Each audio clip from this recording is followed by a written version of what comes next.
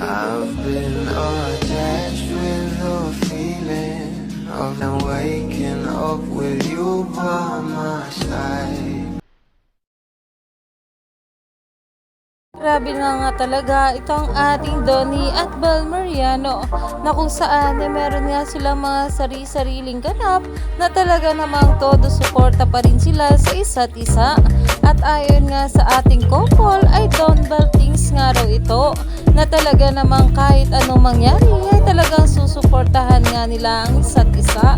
Dahil itong ang ating Bel Mariano ay nag-post na nga na meron siyang ilalabas na ganap o pasabog ngayong July 5, 2024. Naabangers na nga dito ang maraming bubblies.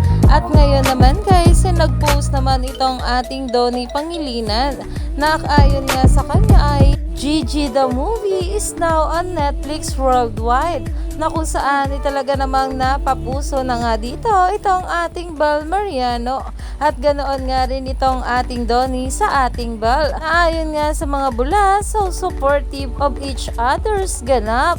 At andito naman nagsabi, Bel has always been so supportive and actively promoting Gigi since day one. She was there from shooting the film to the premiere night.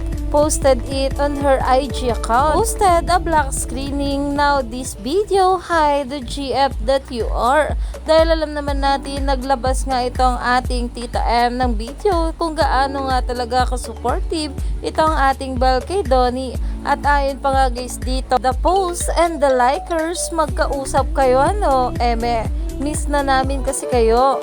Though we're so proud of you both, lalo na nakikita namin kung saan nabibisi this day. Dahil kahit man busy itong ating couple, ay talaga namang nagagawa pa rin nila ang suportahan ang isa't isa.